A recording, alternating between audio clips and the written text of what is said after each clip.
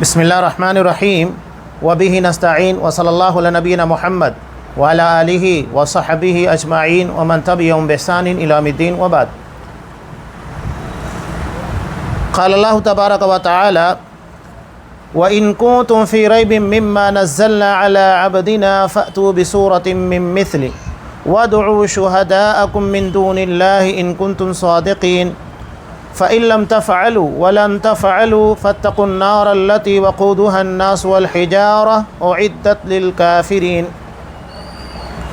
تمام قسموں کی تعریفات اللہ رب العالمین وحدہ لا شریک کے لیے لائق و زیبا ہیں، جو ساری کائنات کا تنہا خالق و مالک ہے، اور بے شمار درود و سلام ہوں اللہ کے آخری نبی جناب کریم محمد رسول اللہ صلی اللہ علیہ وسلم کی ذات مقدسہ پر۔ محترم سامعین،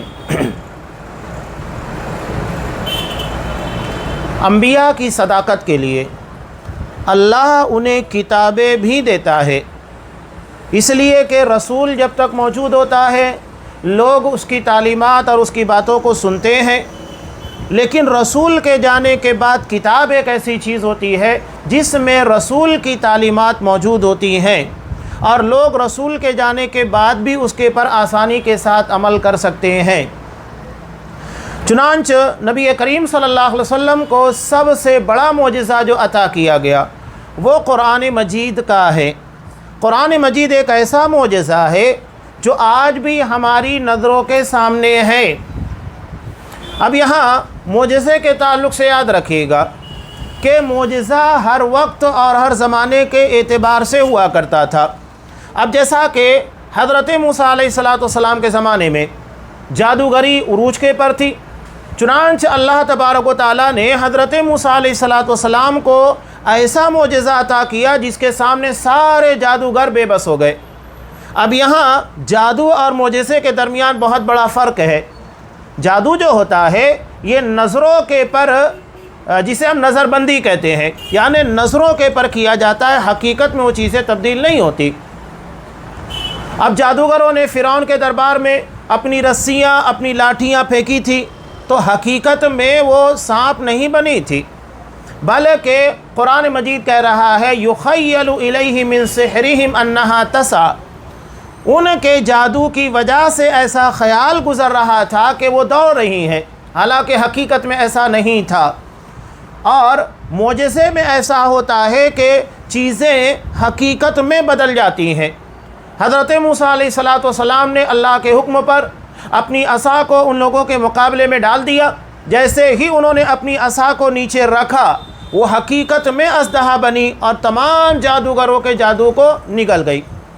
یہ جادوگری کے درمیان، معجزے کے درمیان ایک بہت بڑا فرق۔ اب حضرت موسیٰ علیہ السلام کے زمانے میں چونکہ جادوگری عروج کے پر تھی تو اللہ نے اسی قبیل سے انہیں معجزہ عطا کیا۔ اب اس کے بعد دیکھیے حضرت عیسیٰ علیہ السلام کے زمانے میں طب یعنی ڈاکٹری یہ عروج کے پر تھی، اور بڑے بڑے اطباء ان کے زمانے کے اندر پائے جاتے تھے، یعنی وہ اپنا علاج کا ایسا طریقہ رکھے ہوئے تھے کہ دنیا کے اندر اس طریقے سے کوئی لوگ علاج نہیں کیا کرتے تھے۔ آج بھی آپ دیکھیے کہ علاج کے مختلف طریقے ہیں، چائنیز طرز علاج ہوتا ہے، یونانی ہے، حکیمی ہے، یہ الگ الگ قسموں کے علاج کے طریقے ہیں جو اپنائے جاتے ہیں۔ حضرت عیسیٰ علیہ السلام کے زمانے میں چونکہ ڈاکٹری لائن کے اندر بہت مہارت حاصل کر لی گئی تھی تو اللہ نے انہیں ایسے معجزات عطا کیے کہ وقت کے سارے اطباء، سارے ڈاکٹر بے بس ہو گئے۔ کیسا معجزہ عطا کیا؟ صرف اگر کوئی برس کا بیمار یعنی جسے سفید داغ کی بیماری ہے، اس کے جس موقع پر صرف اپنا ہاتھ پھیرتے فوری طور کے پر وہ شفا یاب ہو جاتا، اس کی جلدی بیماری ختم ہو جاتی، عام آدمیوں کی طرح اس کی جلد بن جایا کرتی تھی۔ اگر کوئی مادرزاد نابینا ہے یعنی اس کی آنکھیں کام نہیں کر رہی ہے، نابینا ہے، اندھا ہے، ایک مرتبہ صرف اللہ کے حکم سے اس کے آنکھ کے پر اپنا ہاتھ پھیرتے فوری طور کے پر اس کی بینائی واپس آ جاتی اور وہ عام لوگوں کی طرح دیکھنے لگ جاتا۔ علاوہ ازیں اللہ نے ایک بڑا معجزہ انہیں یہ عطا کیا تھا کہ یہ مٹی کا پرندہ بنایا کرتے تھے، اور اسے بنانے کے بعد کہتے کم باذن اللہ، اللہ کے حکم سے اٹھ جا، اڑنے لگ جا، وہ اڑنے لگ جاتا۔ अलावा से अल्लाह ने एक और बड़ा मोजिज़ा उन्हें अता किया, मुर्दों को ज़िंदा करने का। वो कहते थे कुम बिइज़्निल्लाह, अल्लाह की इजाज़त से, अल्लाह के हुक्म से ज़िंदा हो जा, तो मुर्दा मर जाने के बाद ज़िंदा हो जाया करता था। ये बहुत बड़ा मोजिज़ा था। लेकिन सब के सब जगह एक बात याद रखिए, मोजिज़े के ताल्लुक़ से, मोजिज़ा हकीकत में उस चीज़ को कहा जाता है जो आम इंसानी ज़िंदगी के अंदर नहीं हो सकता, इसीलिए तो उसको मोजिज़ा कहते हैं। मोजिज़े का मतलब जिसे करने पर इंसान कादिर ना हो, आजिज़ हो, वो ना कर सके। मोजिज़ा अल्लाह के हुक्म से होता है, और मोजिज़ा जब नबी चाहे तब नहीं दिखा सकता। जब अल्लाह की तरफ से इजाज़त होगी, अल्लाह की तरफ से हुक्म होगा, तभी वो मोजिज़ा दिखाएगा, उसके बगैर नहीं। बल्कि अंबिया को ऐन वक्त के पर पता नहीं होता है, ऐन वक्त के पर मालूम होता है कि हाँ अल्लाह ये मोजिज़ा ज़ाहिर करने वाला है, ऑर्डर मिलता है, चुपचाप अमल करते हैं और अल्लाह अपने मोजिज़े का ज़ुहूर करता है। अब आप सल्लल्लाहु अलैहि वसल्लम को जो मोजिज़ा अता किया गया वो कुरान मजीद का है। आप सल्लल्लाहु अलैहि वसल्लम के ज़माने में बलागत, ज़बानदानी ये उरूज के पर थी, और अरब के शुअरा अपने आप को अरबी कहते और बकिया लोगों को अजमी कहा करते थे। अजमी का मतलब क्या होता है? गूंगा, यानी जिसे बोलना नहीं आता। तो वो अपने आप को बहुत बड़ा साहिबे ज़बान कहते थे, साहिबुल लिसान कहते थे, और अपने अलावा जितने लोग थे उन्हें अजमी यानी गूंगा कहते। उन्हें बोलने का हुनर नहीं है, तरीका नहीं आता, हम बोलना जाते हैं। चुनांच अल्लाह ने आप सल्लल्लाहु अलैहि वसल्लम को ऐसा मोजिज़ा अता किया कुरान की शक्ल में कि सारे के सारे फुसहा, बोलागा, अरब के बड़े बड़े माहिर जो कि अपनी ज़बान दानी के पर कादिर थे, सब के सब बेबस हो गए और कुरान मजीद के जैसा कलाम बनाने के पर कादिर ना हो सके। कुरान के इसी ताल्लुक़ से अल्लाह तबारक व तआला ने इरशाद फरमाया, ला यातीहिल बातिलु मिन बैनि यदैहि वला मिन खल्फी। बातिल ना तो इसके आगे से आ सकता है ना पीछे से आ सकता है। तंज़ीलुम मिन हकीमिन हमीद, ये तो अल्लाह तबारक व तआला का नाजिल करदा कलाम है जो हकीम है, हिकमत वाला है, हमीद है, लायक तारीफ़ है। अब ये जो मोजिज़ा आप सल्लल्लाहु अलैहि वसल्लम को अता किया गया है, हर ज़माने की नस्लें इस मोजिज़े को देखेंगी। अब देखिए, बहुत सारे अंबिया को मोजिज़ा दिया गया और आप सल्लल्लाहु अलैहि वसल्लम को भी बहुत सारे मोजिज़ा दिए गए। आप सल्लल्लाहु अलैहि वसल्लम को एक बड़ा मोजिज़ा क्या दिया गया था? शक़्क़ कमर, यानी अरब के लोगों मुशरिकीन मक्का के मुतालबे के पर अल्लाह ने चाँद के 2 टुकड़े कर दिए। सारे लोगों ने देखा, लेकिन क्या आज हम चाँद के 2 टुकड़े देख सकते हैं? नहीं देख सकते हैं। लेकिन अलावाज़ी आप सल्लल्लाहु अलैहि वसल्लम के बहुत सारे मोजिज़ात, जैसा कि एक मरतबा जंग उहद के मौके, जंग खंदक के मौके पर हज़रत जाबिर बिन अब्दुल्लाह रज़ियल्लाहु ताला अन्हु आए, देखा कि आप काफ़ी भूखे हैं। आप सल्लल्लाहु अलैहि वसल्लम को कहा चुपके से कि मेरे पास एक बकरी का बच्चा है और थोड़ी सी जौ है, आप अपने कुछ साथियों को अपने साथ ले लीजिएगा, चल के मैं आप लोगों को खाना खिलाता हूँ। आप सल्लल्लाहु अलैहि वसल्लम ने तमाम लोगों को कहा, जिनकी तादाद कई हज़ार थी, 4 से 5 हज़ार के करीब, सारे लोगों को कहा कि आओ हम खाना खाएंगे। बताइए, एक छोटा सा बकरी का बच्चा, बहुत होगा 6-7 किलो का, इतना बड़ा बच्चा इतने हज़ार लोगों को काफ़ी हो सकता है, और थोड़ी सी जौ है जिसमें 5-6 लोग खाना खा सकते हैं, चंद लोगों के लिए रोटियां बन जाए। अब आप सल्लल्लाहु अलैहि वसल्लम ने कहा कि जब तक मैं ना आ जाऊं तो हांडी को चूल्हे के पर ना चढ़ाना। आप सल्लल्लाहु अलैहि वसल्लम आए और कुछ आयतें पढ़कर, दुआ पढ़कर उसके पर दम किया, और अपने हाथों से जब सालन तैयार हो गया सहाबा को देना शुरू कर दिया। अब सोचिए कि हज़ारों की तादाद में असहाबे किराम ने भरपेट खाना खाया। वो उतना ही जौ का जो आटा था जिससे रोटी तैयार की जा रही थी, अपनी जगह उसी हालत के अंदर बरकरार रही, और हांडी चूल्हे के पर उसी हालत के अंदर बरकरार रही। सारे सहाबा ने भरपेट होकर खाना खाया। ऐसे बहुत सारे मोजिज़ात आप सल्लल्लाहु अलैहि वसल्लम की ज़िंदगी के अंदर वाक़े हुए। लेकिन ये मोजिज़ात हम पढ़ सकते हैं, अहादीस की किताबों के अंदर इसका तज़किरा है, लेकिन क्या हम इसको देख सकते हैं? नहीं देख सकते हैं। लेकिन कुरान मजीद ऐसा मोजिज़ा है जिसे हम देख सकते हैं, पढ़ सकते हैं, याद कर सकते हैं। ये हमारे सामने मौजूद है। हर ज़माने की नस्लें आगाह होती रहेंगी। اس کی تلاوت کریں گی، جس سے معلوم ہوگا کہ یہ حقیقت میں اللہ کا کلام ہے۔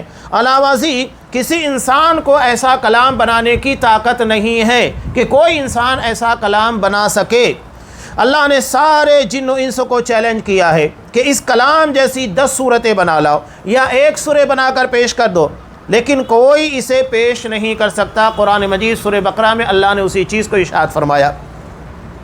یہ مکہ کے اندر بھی چیلنج کیا گیا، مدینہ کی زندگی کے اندر بھی چیلنج کیا گیا کہ وَإِن كُنتُمْ فِي رَيْبٍ مِّمَّا نَزَّلْنَا عَلَىٰ عَبْدِنَا، کہ اگر تمہیں شک ہے جو کلام ہم نے ہمارے بندے کے پر نازل کیا ہے اس کے بارے میں تمہیں ڈاؤٹ ہے، شک ہے کہ اللہ کا کلام نہیں ہے، تو ایک کام کرو، آپ صلی اللہ علیہ وسلم بھی انسان ہیں، اگر وہ اس طریقے کا کلام انسان ہونے کے ناطے بنا سکتے تو تم ان سے کہیں زیادہ کلام کے پر قدرت رکھتے ہو، اشعار کے پر قدرت رکھتے ہو، تم لوگ بنا کر لے کر آؤ۔ فَأْتُوا بِسُورَةٍ مِّن مِّثْلِهِ، اس کے جیسی ایک سورہ بنا کر لے کر آؤ۔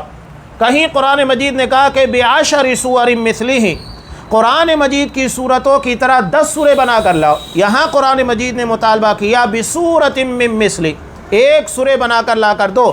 وَادْعُوا شُهَدَاءَكُم مِّن دُونِ اللَّهِ، اور تمہارے اللہ کے علاوہ جو بھی مددگار ہیں ان کو بھی بلا لو، سب کو بلاؤ اگر تم سچے ہو۔ لیکن کوئی قرآن مجید کے اس چیلنج کو نہ تو آپ کے زمانے میں نہ قیامت تک قبول کر سکتا ہے۔ حالانکہ کچھ لوگوں نے کوشش کی لیکن ناکام ہو گئے۔ مشرکین مکہ نے بھی بڑی کوشش کی تھی، لیکن چند آیات کے بنانے کے بعد وہ خود سمجھ گئے کہ یہ اتنا بیکار گھٹیا کلام ہے، ہم اسے قرآن مجید کے مقابلے میں کہاں پیش کر سکتے۔ آپ صلی اللہ علیہ وسلم کے پر ایک مختصر سورہ، قرآن مجید کی سب سے مختصر سورہ، سورہ کوثر نازل بھی، اِنَّا أَعْطَيْنَاكَ الْكَوْثَرَ فَصَلِّ لِرَبِّكَ وَانْحَرْ إِنَّ شَانِئَكَ هُوَ الْأَبْتَرُ۔ یہ سورہ جب ہم پڑھتے ہیں، اس کا ترجمہ ہم پڑھتے ہیں کہ یقیناً اللہ نے آپ کو خیر کثیر عطا کیا، ساری بھلائیاں آپ کو عطا کر دی، بہت ساری بھلائیاں، بس آپ ان بھلائیوں کے شکرانے کے طور کے پر کیا کیجئے، فَصَلِّ لِرَبِّكَ، اپنے رب کے لیے نماز پڑھیے، وَانْحَرْ، اور قربانی کیجئے۔ اب انسان کو خطرات کا بھی ٹینشن ہوتا ہے، خطرات کی زد میں ہوتا ہے دشمنوں کے۔ قرآن نے کہا اِنَّ شَانِئَكَ هُوَ الْأَبْتَرُ، حقیقت میں جو تمہارا دشمن ہے وہ نیست و نابود ہونے والا، بے نام و نشان ہوگا، اس کا نام لیوا دنیا کے اندر کوئی نہیں ہوگا۔ یہ ہمیں لگتا ہے ترجمہ سننے کے بعد کہ عام سورہ ہے، نہیں، جو اہل زبان ہے وہ سمجھتے ہیں کہ اس کلام کی گہرائی کیا ہے۔ 3 چھوٹی چھوٹی آیتوں کے اندر یوں سمجھ لیجئے، ہم جیسا کہ ایک محاورہ کہتے ہیں نا کہ دریا کو کوزے کے اندر ایک چھوٹے سے برتن کے اندر جمع کرنا، تو یہ وہی ہے کہ دریا بلکہ پورے سمندر کو ایک کوزے کے اندر لا کر جمع کر دیا گیا ہے۔ اتنا شاندار کلام ہے۔ جب اسے کعبۃ اللہ کی دیوار کے پر حضرت علی رضی اللہ تعالیٰ عنہ نے لکھ کر لگا دیا، تو عرب میں وہ شخص جو تمام شعراء کے بیٹھنے کے بعد یہ فیصلہ کرتا تھا کہ کس کا شعر سب سے بہتر ہے، اب یہ فیصلہ کون کرے گا؟ جو زبان کے پر مہارت رکھتا ہے، تبھی تو فیصلہ کرے گا کہ تمام شعراء میں کس کا کلام، کس کا شعر سب سے بہتر ہے۔ اس نے سورہ کوثر کو بار بار پڑھا، بار بار پڑھنے کے بعد نیچے ایک کمنٹ لکھ دیتا ہے اپنا تبصرہ، ما ھذا قول البشر، یہ کسی انسان کا کلام نہیں ہے، انسان کے اندر اتنی طاقت ہے ہی نہیں کہ اس طرح کا کلام بنا سکے۔ تو عرب اس کے بارے میں عاجز ہو گئے۔ علاوہ ازیں بعد میں بھی کچھ لوگوں نے کوشش کی۔ ایک بڑا مشہور عربی داں عبداللہ ابن مقفع، جس نے کلیلہ دمنہ نامی ایک کتاب لکھی ہے، پہلے یہ سنسکرت زبان کے اندر تھی، بعد میں اس نے سنسکرت زبان سے عربی زبان کے اندر اس کا ٹرانسلیشن کیا، ادب کی شاہکار کتاب۔ عمومی طور کے پر ہمارے یہاں جو شعر کی، طوطے کی یہ کہانیاں جو بیان کی جاتی ہے، سنسکرت زبان کی بیدبا نامی ایک شخص تھا، اس نے لکھا اور اس کو سنسکرت سے عربی زبان کے اندر ٹرانسلیشن کیا گیا۔ تمام کہانیاں عمومی طور کے پر اسی سے ماخوذ ہوتی ہیں۔ جو تمثیلی طور کے پر یعنی شیر ہے، بندر ہے اور طوطے وغیرہ، ان لوگوں کے ذریعے، پرندوں کے ذریعے واقعات بنا کر لوگوں کو عبرت اور درس کی باتیں بیان کی گئی ہیں، تو اس نے انتہائی مہارت کے ساتھ سنسکرت سے اسے عربی زبان کے اندر ڈھالا اور اس طریقے سے اس کتاب کا ٹرانسلیشن کیا کہ جب کوئی عربی زبان میں کلیلہ دمنہ پڑھتا ہے تو اس کو لگتا ہی نہیں ہے کہ یہ کسی زبان سے ترجمہ کی گئی ہے، ایسا لگتا ہے کہ یہ کتاب صاحب کتاب نے خود اس کو لکھا ہے۔ اس قدر اسے اپنی زبان دانی کے پر ناز تھا، مہارت تھی۔ پہلے یہ شخص غیر مسلم تھا اور بہت ماہر تھا، عربی زبان کے پر قدرت رکھنے والا تھا۔ اس نے کہا کہ ٹھیک ہے، میں اس چیلنج کو، اس معجزے کے تعلق سے جو چیلنج کیا جا رہا ہے، میں اسے قبول کرتا ہوں۔ قبول کرنے کے بعد اسے 1 مہینے کے لیے ایک روم دیا گیا، کاغذ، قلم، جو چیزیں لگ سکتی تھی، سیاہی، دوات وغیرہ سب دے دی گئی، راشن پانی، جو چیزیں اسے لگتی، ہر چیز اس کو ایک جگہ کے پر مہیا کر دی گئی۔ اور جب 1 مہینے کے بعد اس سے ملاقات کی گئی، اس کے روم کے پر پہنچے تو دیکھا کہ پورے روم کے اندر کاغذ بکھرے پڑے تھے۔ وہ ایک مرتبہ کچھ لکھتا اور کافی غور و خوض کرتا اور اس کے بعد حیران و پریشان ہو جاتا، کہا کہ نہیں، یہ قرآن مجید کی طرح آیت نہیں ہے، پھاڑ کر پھینک دیتا۔ اور جب 1 مہینے کے بعد لوگ اس سے ملاقات کرنے کے لیے گئے کہ کیا اس نے واقعی اس چیلنج کو قبول کر لیا ہے اور قرآن مجید کی طرح کوئی ایک سورہ، کوئی ایک آیت بنا لی ہے، تو وہ حیران اور پریشان ہو کر کہتا نہیں، قرآن مجید کی طرح کلام بنایا ہی نہیں جا سکتا، اور یہی چیز اس کے مسلمان ہونے کی وجہ بھی بنی۔ ابھی قریب میں شاہ فیصل رحمہ اللہ، ان کے تعلق سے ایک بڑا مشہور واقعہ ہے، اور یہ اس کتاب کے اندر لکھا بھی ہوا ہے، ہم مسلمان کیوں ہوئے۔ اس کے اندر اس واقعے کا تذکرہ بھی کیا گیا ہے۔ انگلینڈ کا ایک ڈاکٹر تھا اور اس نے قرآن مجید کو جب انگلش کے اندر پڑھا، اس لیے کہ پہلے اس نے عربی زبان کے اندر نہیں پڑھا، ٹرانسلیشن تھا انگلش زبان کا، پڑھ لیا۔ اب اردو زبان کے اندر بھی قرآن مجید کے ترجمے کو کوئی پڑھے تو کہے گا کہ میں بھی تو بنا سکتا ہوں، لیکن اس نے وہی کام کیا، عربی زبان کے بجائے انگلش کے اندر پڑھا، ٹرانسلیشن تھا۔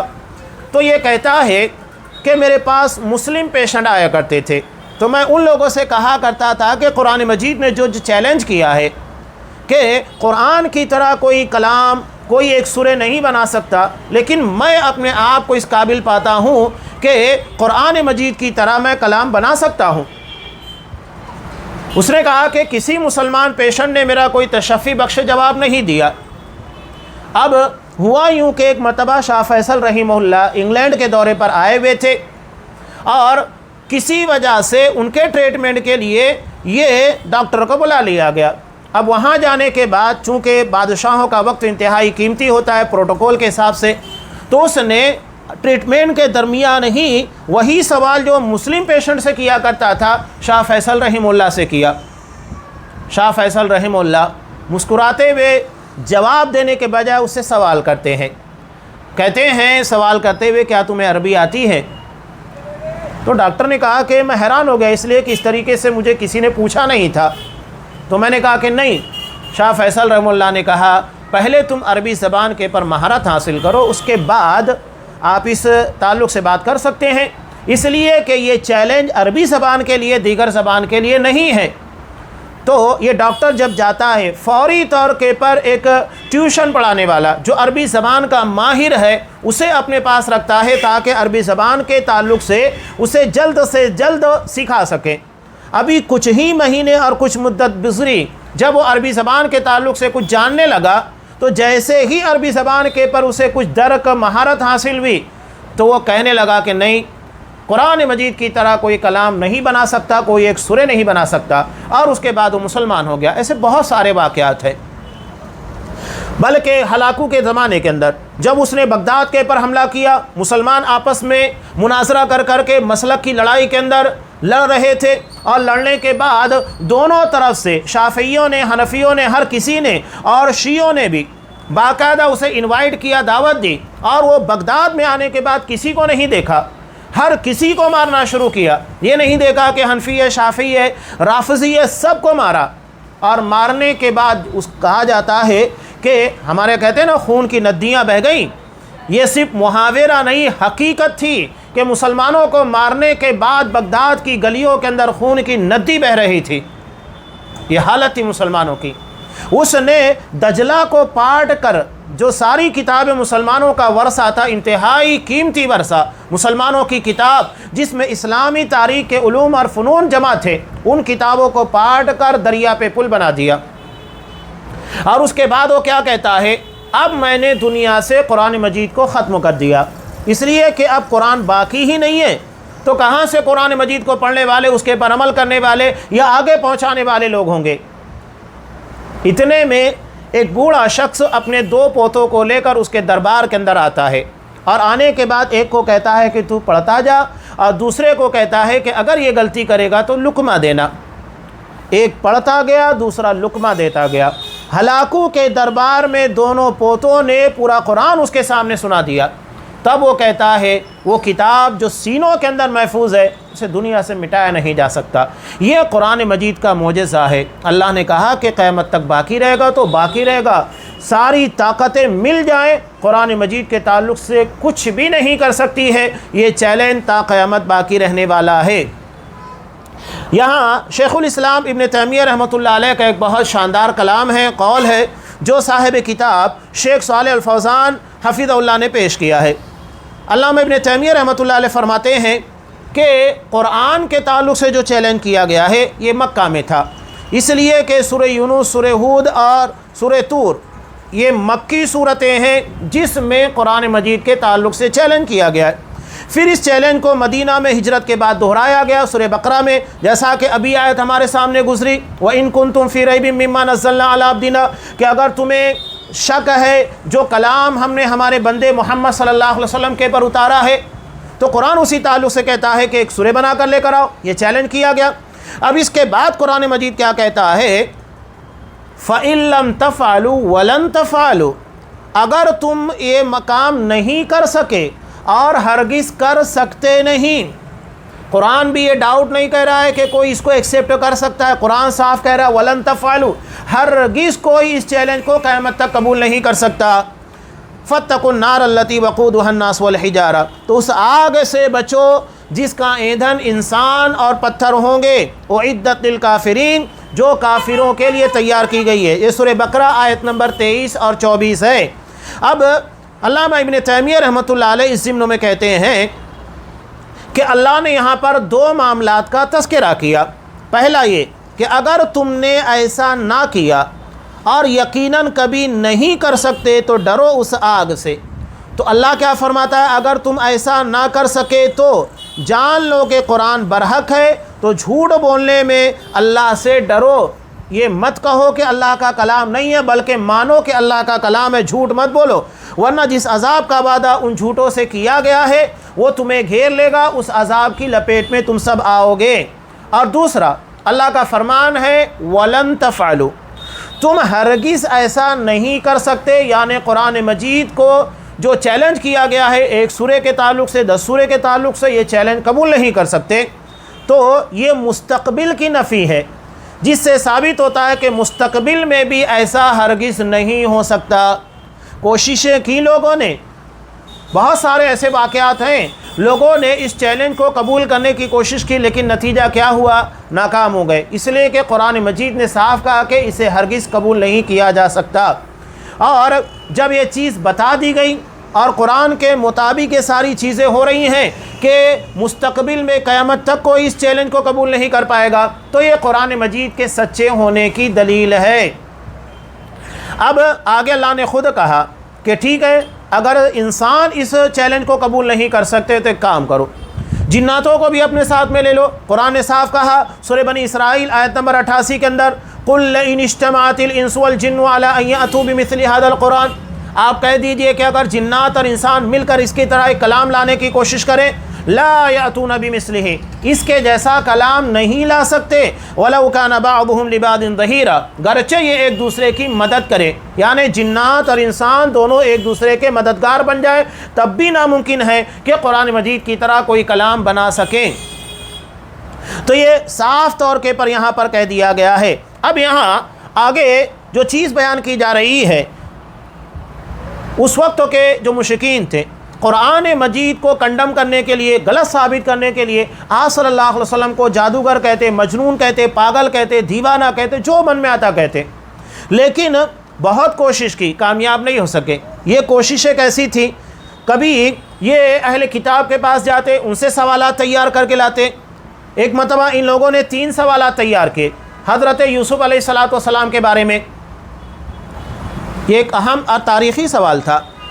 حضرت یوسف علیہ السلام یہ رہنے والے کنعان کے تھے، جو فلسطین کا ایک علاقہ ہے، اور وہاں سے یہ مصر کیسے پہنچے، یہ ایک بڑا تاریخی قسم کا سوال تھا کہ ایک ملک سے ہجرت کرنے کے بعد مصر تک یہ کیسے پہنچے، تاریخی سوال تھا۔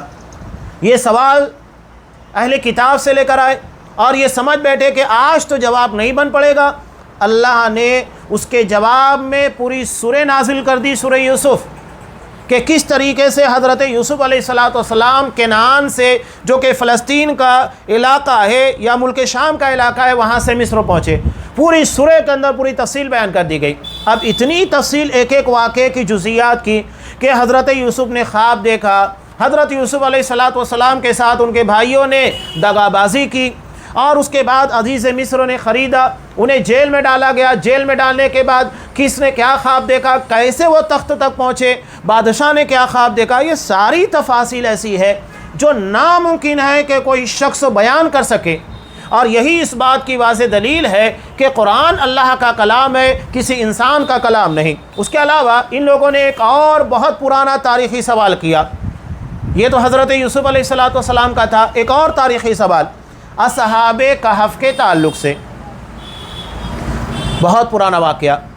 قرآن مجید نے پوری سورہ نازل کر دی، واقعہ بیان کر دیا کہ وہ 7 نوجوان جو تھے کیسے اپنی قوم سے بچتے بچاتے ہوئے جو توحید کے پر قائم تھے، جا کر غار میں پناہ لی، اللہ نے 309 سال کی انہیں نیند دی، اس کے بعد ان کو بیدار کیا۔ پورا واقعہ قرآن نے بیان کیا۔ اس کے بعد ایک اور تاریخی سوال تھا ذوالقرنین سے متعلق، ذوالقرنین کے بارے میں سوال ہوا، سورہ کہف کے اندر اس کا بھی جواب دے دیا گیا۔ یعنی جو سوالات وہ پوچھتے گئے، قرآن پوری تفصیل کے ساتھ ان چیزوں کو بیان کر رہا تھا، پوری جزئیات بیان کر رہا تھا۔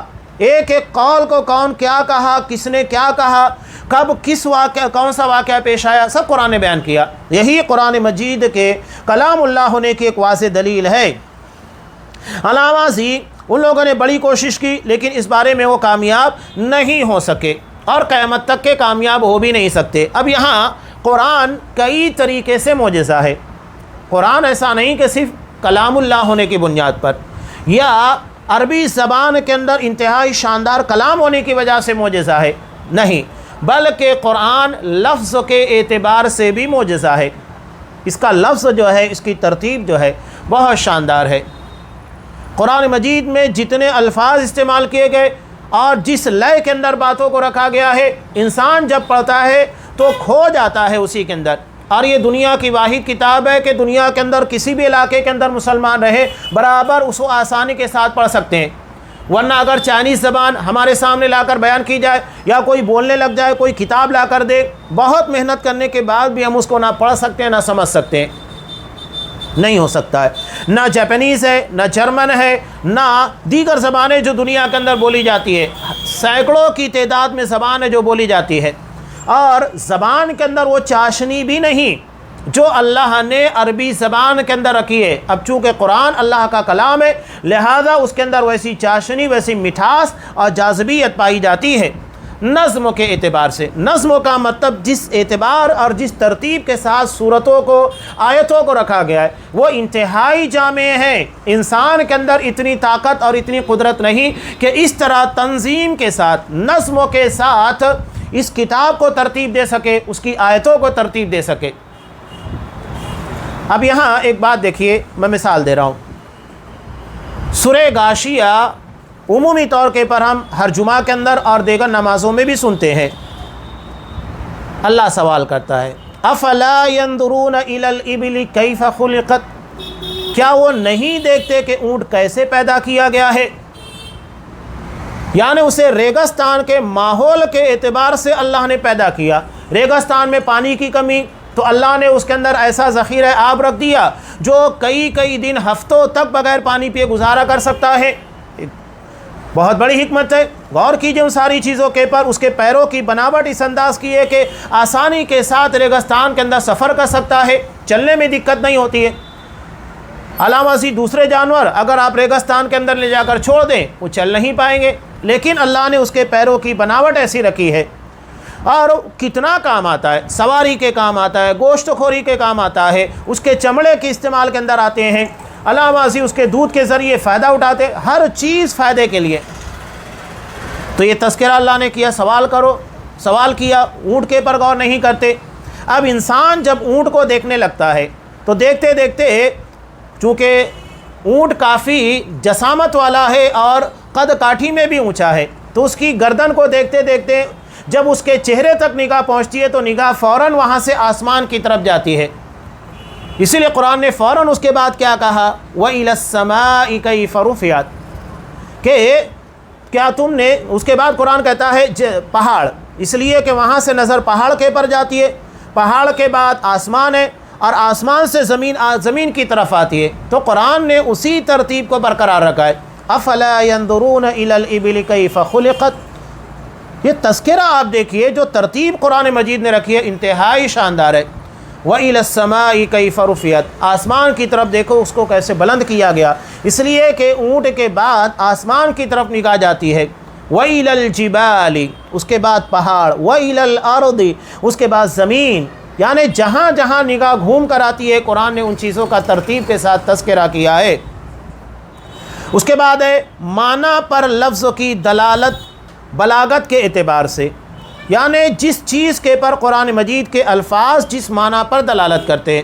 عربی زبان بہت رچ لینگویج ہے، یہاں تک کہ ایک ایک کنڈیشن کے لیے آپ کو الفاظ ملیں گے۔ عربی زبان میں ہمارے یہاں بچہ کہہ دیا جاتا ہے، لیکن بچے کی جو کنڈیشن ہوتی ہے کہ اگر وہ 2 سال کا ہے اس کو کیا کہا جائے گا، اگر وہ 3-4 سال کا ہوگا تو اس کو کیا کہیں گے، ساری چیزوں کی ہے، صبی ہے، ولد ہے، طفل ہے۔ یہ بچوں کے لیے اردو زبان کے اندر یہ تینوں کے تینوں لفظوں کا ترجمہ بچے ہی کیا جاتا ہے، لیکن نہیں، صبی اس کو کہتے ہیں جو گود کے اندر ہوتا ہے، جو ابھی بول نہیں سکتا، اور جیسے جیسے آگے بڑھتا ہے اس کے بعد آتا ہے طفل کا مرتبہ، یعنی جب وہ چلنے پھرنے لگ جائے۔ اس کے بعد مرحلہ آتا ہے جب وہ آگے بڑھتا ہے، بڑا ہو جاتا ہے، بلوغت کے قریب پہنچنے لگتا ہے، اس کو ولد کہتے ہیں، بلوغت سے پہلے کا مرحلہ۔ اور جب وہ بالغ ہو جاتا ہے تو پھر اس کو رجل کہا جاتا ہے، یعنی آدمی۔ ایک ایک کنڈیشن کے لیے عربی زبان کے اندر لفظ موجود ہیں، اور قرآن برابر وہی لفظ استعمال کرتا ہے جو معنی کو صحیح طور کے پر بیان کر سکے۔ اب جیسے کہ مثالاً دیکھیے، زمین کے تعلق سے قرآن مجید نے کیا کہا۔ لوگ زمین کے بارے میں پہلے کافی غور و خوض کر رہے تھے کہ زمین گول ہے، گیند کی طرح ہے، انڈے کی طرح ہے، چپٹی ہے، چوکون ہے، اس کی شکل کیا ہے۔ قرآن نے ایک ہی لفظ کہا، وَالْأَرْضَ بَعْدَ ذَلِكَ دَحَاهَا، اللہ نے اس کے بعد زمین کو بشکل دہیا، دہیا عربی زبان میں کہتے ہیں شتر مرغ کا جو انڈا ہوتا ہے، اسے عربی زبان میں دہیا کہا جاتا ہے، یعنی اللہ نے زمین کو شتر مرغ کے انڈے کی طرح بنایا ہے۔ بات ختم ہو گئی، جس طرح شتر مرغ کا انڈا گول ہوتا ہے زمین بھی اسی طرح گول ہے۔ ساری کیفیتیں الفاظ کے اندر اس طریقے سے لا کر بیان کی جاتی ہے کہ سارے اشکالات ختم ہو جاتے ہیں۔ اس کے بعد جو احکامات قرآن مجید کے اندر بیان کیے گئے، چاہے والدین سے متعلق ہو، میراث کا ہو، پڑوسیوں کا ہو، رشتہ داروں کا ہو، تجارت کا ہو، عقیدے کا ہو، منہج کا ہو، ہر چیز، سارے احکامات جس طریقے سے قرآن کے اندر بیان کیے گئے ہیں یہ سب سے معنی خیز ہیں۔ ایسے احکامات کسی کتاب کے اندر نہیں لا کر بیان کیے جا سکتے ہیں۔ اس کے علاوہ اللہ کے اسماء و صفات قرآن مجید میں جو بیان کیے گئے، فرشتوں وغیرہ کے بارے میں خبر دی گئی، جنت کے بارے میں، جہنم کے بارے میں، پچھلی قوموں کے بارے میں، مستقبل کے بارے میں، ماضی کے بارے میں، آخرت کے بارے میں، یہ ایسے دلائل ہیں جس کا انکار نہیں کیا جا سکتا ہے۔ تو یہ قرآن کے معجزہ ہونے کے تعلق سے انتہائی مختصر اور جامع مضمون تھا جو صاحب کتاب شیخ صالح الفوزان حفظہ اللہ نے بیان کیا ہے۔ قرآن کا معجزہ ہونا یہ بہت وسیع موضوع ہے، لیکن یہاں انتہائی اختصار کے ساتھ جامع انداز میں ان چیزوں کو پیش کیا گیا ہے۔ انشاءاللہ آئندہ درسوں میں انبیاء کرام کی عصمت، یعنی وہ معصوم ہوتے ہیں، اس تعلق سے انتہائی اہم گفتگو ہے جو آئندہ درسوں میں بیان کی جائے گی۔ اللہ تبارک و تعالیٰ سے دعا ہے کہ ہمیں قرآن کے بعد جیسا ایمان و یقین ہونا چاہیے ویسا ایمان و یقین رکھنے کی توفیق دے۔ ہمیں قرآن کو اللہ کا کلام ماننے کے ساتھ قرآن کے جو مطالبات ہیں اور فرامین اور احکامات کے جو مطالبات ہیں اس کے مطابق اپنی زندگی کو سنوارنے کی توفیق عنایت فرمائے۔ آمین۔ وآخر دعوانا الحمدللہ رب العالمین۔